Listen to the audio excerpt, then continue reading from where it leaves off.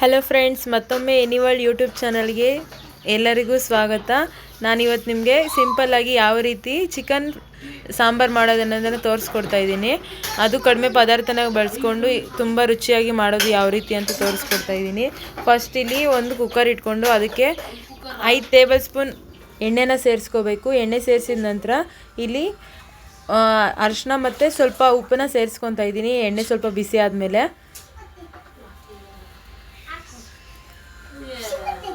ಇದೆರಡು ಸ್ವಲ್ಪ ಫ್ರೈ ಆದಮೇಲೆ 2 kg ಚಿಕನ್ ತೊಗೊಂಡಿದ್ದೀನಿ, ದೊಡ್ಡ ಕೋಳಿದು. ಇದನ್ನು 2 ಸರಿ ವಾಶ್ ಮಾಡಿಕೊಂಡು ಇಲ್ಲಿ ಸೇರಿಸ್ತಾ ಇದ್ದೀನಿ. ಅದನ್ನು ಚೆನ್ನಾಗಿ ತೊಳ್ಕೊಂಡು ಸೇರಿಸ್ತಾ ಇದ್ದೀನಿ.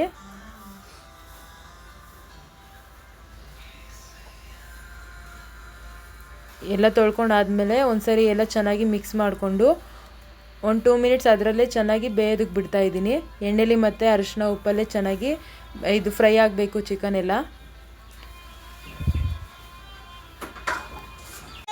ಈಗ 2 ಮಿನಿಟ್ಸ್ ಎಲ್ಲ ಚೆನ್ನಾಗಿ ಫ್ರೈ ಆಗಿದೆ. ಎಲ್ಲ ಚೆನ್ನಾಗಿ ಫ್ರೈ ಆದಮೇಲೆ ಇಲ್ಲಿ ಮಸಾಲೆನ ಸೇರಿಸ್ತಾ ಇದ್ದೀನಿ. ಯಾವ್ಯಾವ ಇಂಗ್ರೀಡಿಯೆಂಟ್ಸ್ ಅಂತೇಳಿ ನಾನು ಡಿಸ್ಕ್ರಿಪ್ಷನಲ್ಲಿ ಕೊಟ್ಟಿರ್ತೀನಿ, ನೀವು ನೋಡ್ಕೋಬೋದು. ಈ ಮಸಾಲೆನ ಸೇರಿಸಿ ಚೆನ್ನಾಗಿ 1-2 ನಿಮಿಷ ಮಿಕ್ಸ್ ಮಾಡಿಕೊಂಡು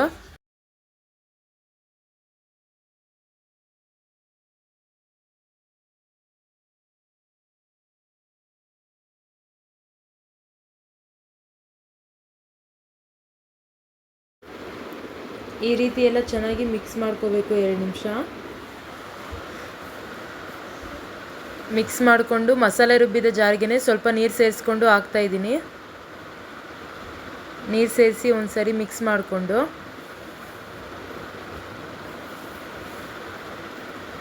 ಚೆನ್ನಾಗಿ ಮಿಕ್ಸ್ ಮಾಡ್ಕೊಳ್ರಿ. ಗ್ಯಾಸು ಹೈ ಫ್ಲೇಮಲ್ಲೇ ಇರಬೇಕು.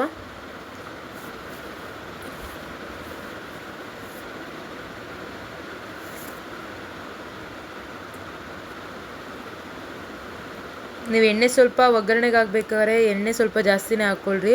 ಎಣ್ಣೆ ಜಾಸ್ತಿ ಇದ್ರೇ ಚಿಕನ್ ಸಾಂಬಾರಲ್ಲಿ ಚೆನ್ನಾಗಿರ್ತೈತೆ. ಈಗ ರುಚಿಗೆ ತಕ್ಕಷ್ಟು ಉಪ್ಪು ಸೇರಿಸ್ಕೊಂಡು ನಿಮಗೆ ಯಾವ ರೀತಿ ಸಾಂಬಾರು ಬೇಕು, ತಿಕ್ಕಾಗಿ ಬೇಕೋ ಇಲ್ಲ ನೀರು ಬೇಕೋ ಅನ್ನೋದು ನೋಡಿಕೊಂಡು ನೀರು ಸೇರಿಸ್ಕೊಂಡು ಒಂದ್ಸರಿ ಚೆನ್ನಾಗಿ ಮಿಕ್ಸ್ ಮಾಡಿಕೊಂಡು, ನಾನಿಲ್ಲಿ ತಿಕ್ಕಾಗೆ ಮಾಡ್ತಾಯಿದ್ದೀನಿ, ಅದಕ್ಕೆ ಸ್ವಲ್ಪನೇ ನೀರು ಸೇರಿಸ್ಕೊಂಡಿದ್ದೀನಿ.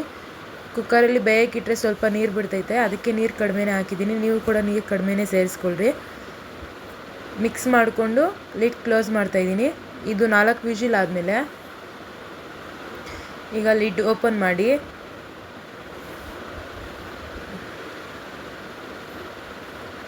ನೋಡಿದ್ರೆ ಎಷ್ಟೊಂದು ಕಲರ್ಫುಲ್ಲಾಗಿ ಸೂಪರಾಗಿರ್ತೈತೆ. ಟೇಸ್ಟ್ ಮಾತ್ರ ನೀವು ನೋಡ್ಬೋದು. ನೋಡಿರಿ, ನಾನು ನೀರು ಕಡಿಮೆನೇ ಸೇರಿಸಿದ್ದು, ಎಷ್ಟು ನೀರಾಗಿದೆ ಸಾಂಬಾರು. ನೀವು ಈ ರೀತಿ ಒಂದ್ಸರಿ ಟ್ರೈ ಮಾಡಿ ನೋಡಿರಿ, ತುಂಬಾ ಚೆನ್ನಾಗಿ ಬರ್ತೈತೆ. Thanks for watching.